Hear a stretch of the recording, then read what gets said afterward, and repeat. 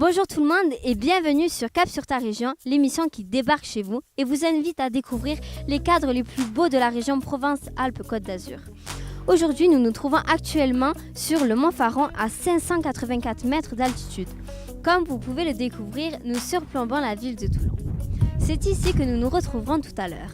Mais en attendant, je vous propose de découvrir les hauteurs de Toulon.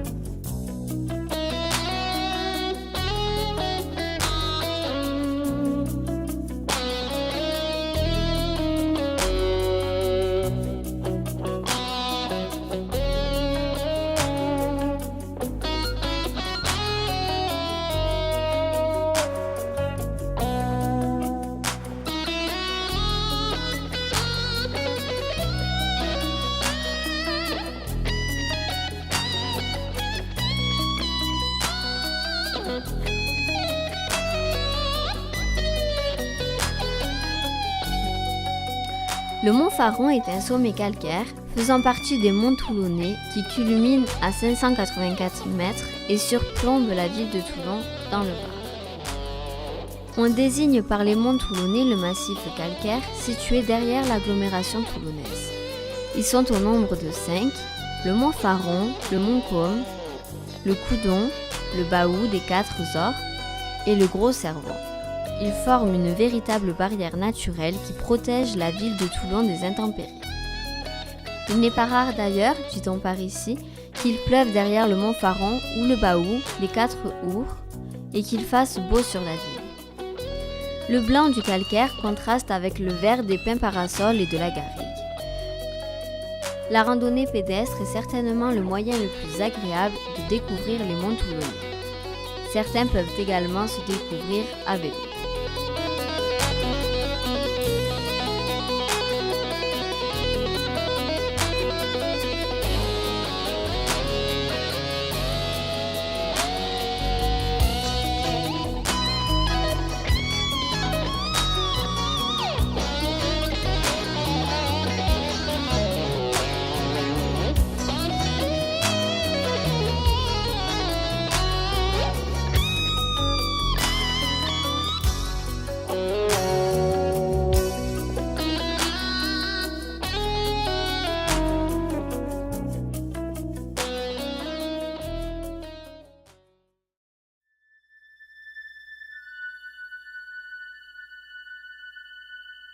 Nous commencerons notre escapade dans l'un des endroits les plus emblématiques de l'histoire du cinéma, La Ciotat, une ville qui illustre parfaitement le cadre idyllique de nos destinations d'aujourd'hui.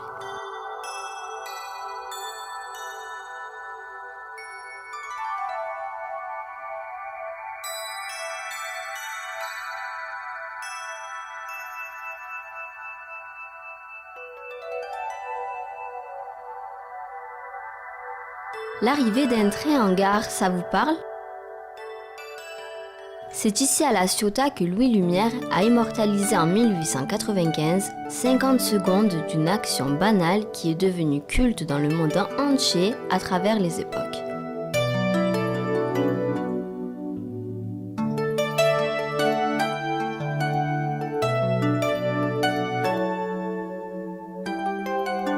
Mais La Ciotat n'est pas connue uniquement dans le monde du cinéma. En effet, cette charmante ville est peuplée de curiosités comme la calanque de Figuerolles. Intégrée au parc national des Calanques, c'est la première calanque dans la région marseillaise. Elle est facilement accessible par des escaliers en moins de 5 minutes. La plage de cette calanque est en galets et offre une belle profondeur. La vue sur le rocher du Lion et sur les rochers voisins est étonnante. C'est à notre sens la plus belle plage de La Ciotat pour son cadre. C'est également un haut lieu pour pratiquer de la plongée sous-marine.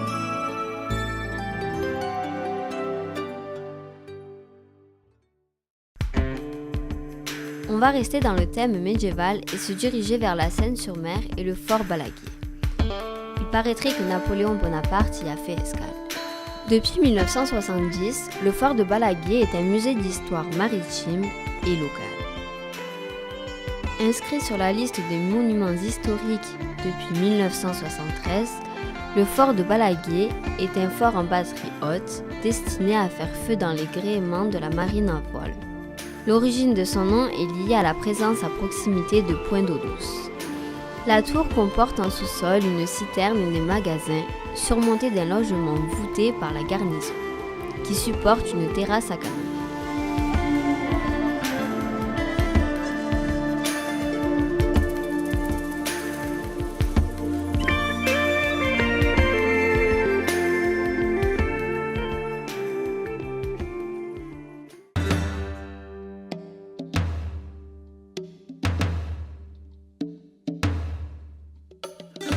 Ici, dans le sud de la France, nous sommes très attachés à nos valeurs et à notre patrimoine culturel.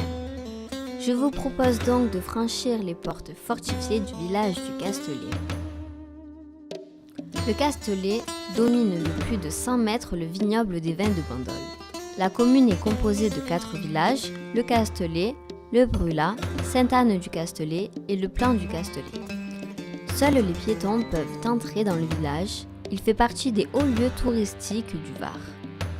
On entre au Castellet par 2 portes fortifiées, puis on se laisse guider d'une rue à l'autre en découvrant des murs de pierre où s'étalent des gerbes de fleurs, glycines, bougainvilliers.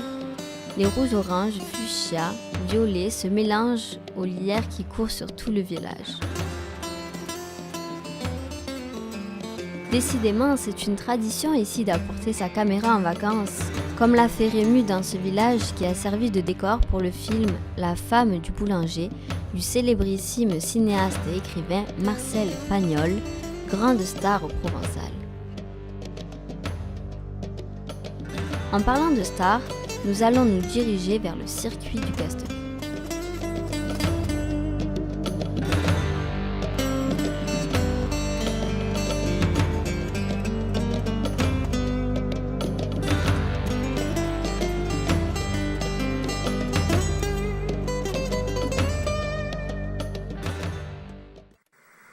Comme vous pouvez le deviner, je vous retrouve maintenant aux portes du grand circuit automobile Paul Ricard. Inauguré en 1970, ce circuit reste un lieu incontournable pour tous les grands fans de sensations fortes. En route!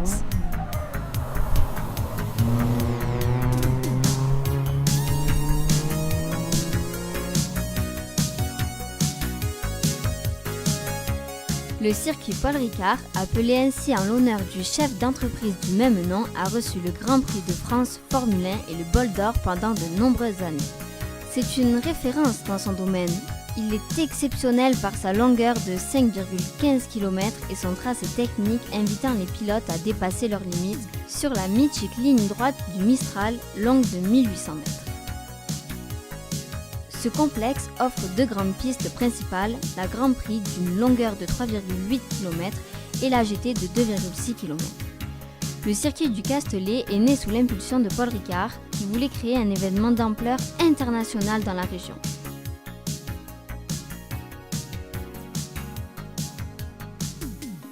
Le circuit a réouvert ses portes au public en 2009 et accueille désormais des épreuves de compétition automobile et moto. Les infrastructures du circuit Paul Ricard, les innovations technologiques, design et architecturales font aujourd'hui de ce lieu un espace incomparable pour la communication, les opérations événementielles et le loisir autour de l'automobile en général.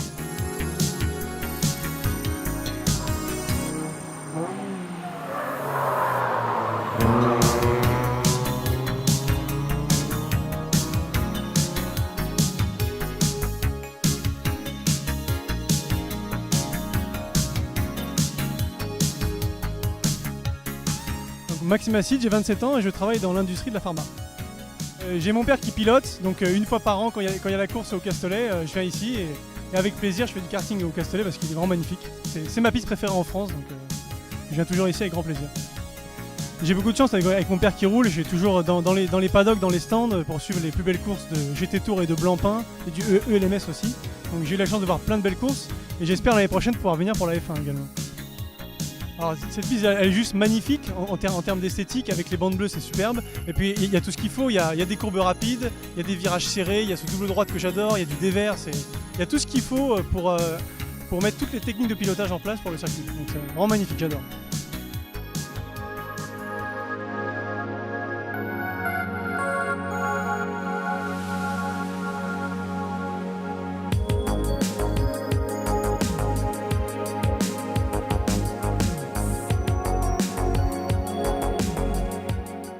Alors je m'appelle Henri Acide, je suis le papa de celui qui vient de se présenter à l'instant. J'ai 57 ans, je suis pharmacien et je travaille dans l'industrie pharmaceutique. Et j'ai découvert la course automobile quand j'avais 40 ans, c'est-à-dire il y a 16 ans maintenant.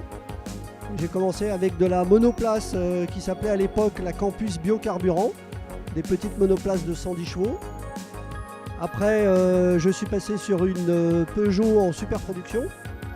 Après, j'ai fait 5 ans de Porsche Cup et j'ai gagné 4 fois le championnat de France. Et ensuite, je suis passé en championnat GT ou en GT Tour. J'ai gagné le championnat de France sur une Porsche avec Anthony Beltoise. Et après, je suis passé en championnat d'Europe en Blancpain Endurance Series. Et j'ai gagné de nombreuses courses et j'ai raté le championnat à quelques points. On a fini 2e cette année. Et j'espère pouvoir faire encore de belles choses. Et c'est la Ferrari 458 de Philippe Gioc qui prend le commandement devant l'Audi R8, pilotée, elle, par Henri Acide. Philippe Gioc en tête, il est suivi d'Henri Acide, de l'Audi R8 de Nicolas Métairie et de l'Audi R8 de Denis Hallyday. 3 Audi aux avant-postes. C'est lui maintenant qui est en tête, mais à 4 tours de l'arrivée, Henri Acide, l'équipier de Mike Parisi, s'empare du commandement.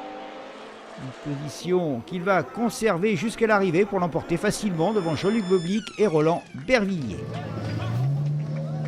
Une belle fin de course, mais ça, évidemment, grâce au magnifique travail qu'a fait Mike en début de course. Il m'a rendu la voiture dans un état impeccable, avec beaucoup de secondes d'avance. J'ai eu juste à me rapprocher de Jean-Luc Boblic, qui a été très fair-play, qui n'a pas fermé la porte. J'allais plus vite que lui, je suis passé, mais c'est une très très belle victoire. En tout cas, ici, ce circuit est pour moi le préféré. C'est le plus beau de très très loin. C'est là que j'ai gagné mes plus belles victoires. Je sais pas combien, mais beaucoup. Et j'adore ce circuit. Donc je l'aime tellement que l'année dernière, je me suis marié, après 20 ans de vie commune avec ma chérie. Et je me suis marié ici au Castellet, à l'hôtel du Castellet en face. Voilà. Et on a fait un week-end complet, dont une course de kart. On avait loué toute la piste. Et on a même fait courir les mamies qui ont pris le départ d'une course en relais. Voilà. Donc s'il y a quelqu'un ici qui aime le Castellet, c'est bien moi.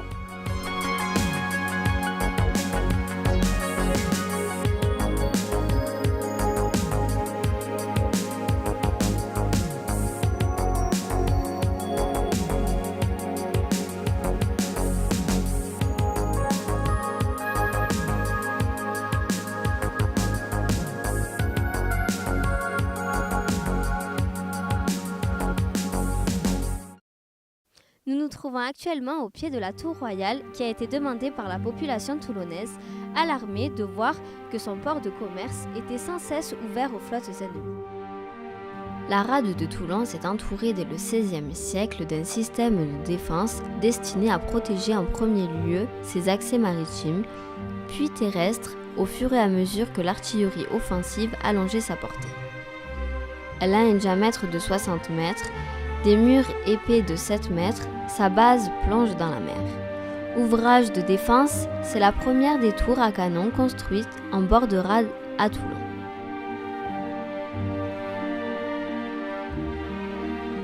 La construction de la tour royale démarre en 1514 sur les ordres de Louis XII.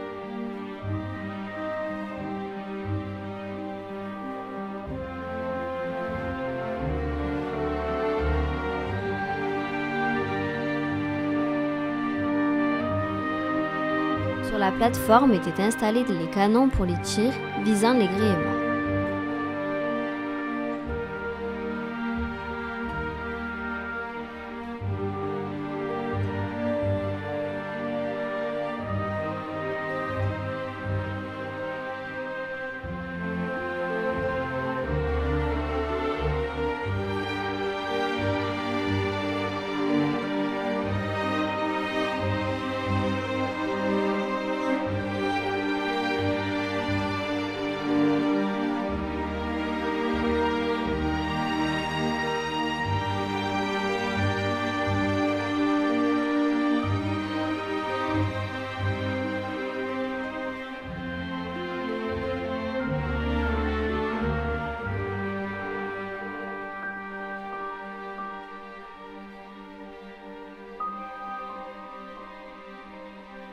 Ses dimensions imposantes la font vite dénommer Grosse Tour.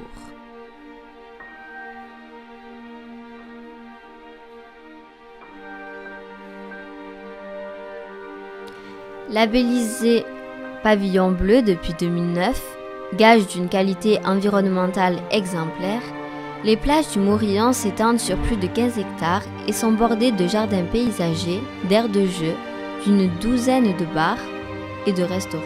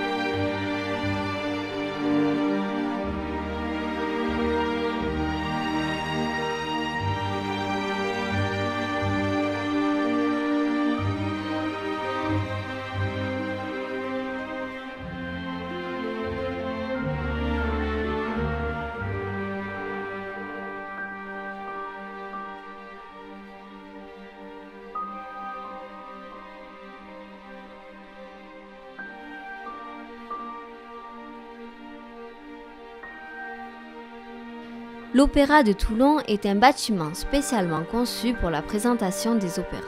Inauguré le 1er octobre 1862, il fait l'objet d'une inscription au titre des monuments historiques depuis le 2 décembre 1988.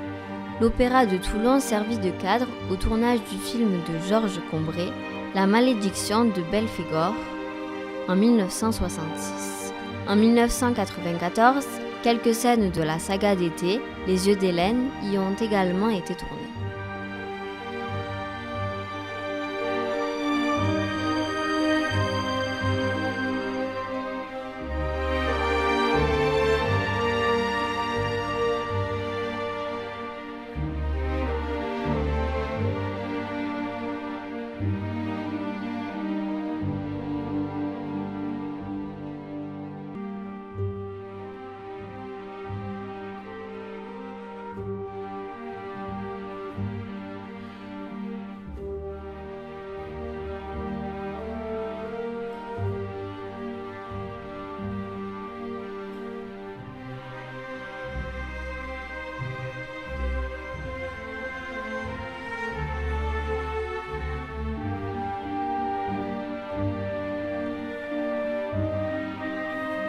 Le port militaire de Toulon est la principale base navale française avec celle de Brest. Il est situé en centre-ville. Il fait office de port de la défense nationale, port de commerce et de pêche. Il comprend 2 darses accueillant les plaisanciers, la darse vieille et la darse nord du Morillon. Le port de commerce se trouve entre ces 2 darses. Le célèbre porte-avions Charles de Gaulle est souvent à quai dans le port.